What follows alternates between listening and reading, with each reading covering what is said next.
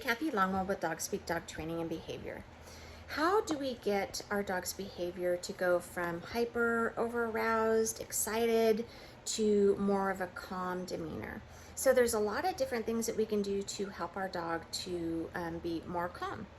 And let's talk about several of those. One is that we can watch our behavior around our dogs. Are we reinforcing the calm behavior that we want or the excited behavior that we don't want? So start to study how you act when your dog exhibits those negative behaviors. Do you yell at your dog, grab them by the collar, put them in the crate, get really angry? All of those things are going to have the opposite effect that you want.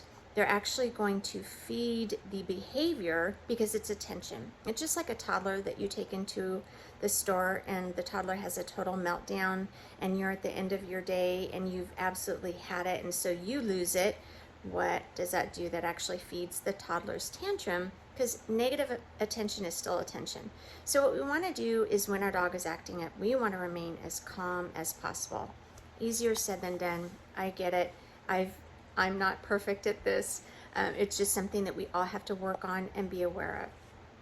The other thing that we can do is make sure that we're not rewarding the behavior by giving our dog what they want when they're being too excited.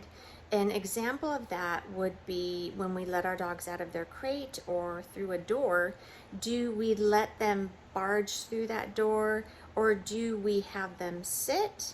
And then you can do a scatter feed on the other side of the crate of the door to actually slow them down from running out.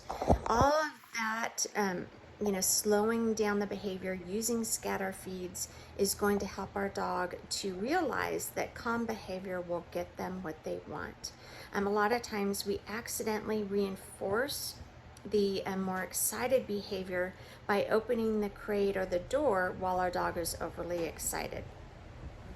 So another thing that you can do is what we call desensitize. So you can desensitize objects that create anxiety or excitability in your dog. Those objects could include leashes, harnesses, collars, running shoes, your keys, your purse.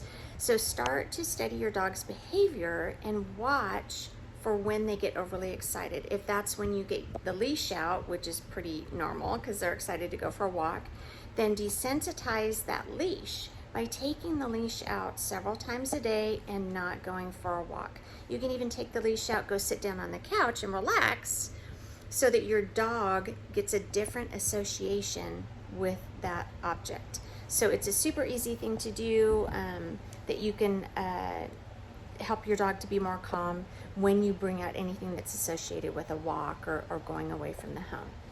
Another thing that's really hard for us to do as humans is to make our leaving and our arriving non-events.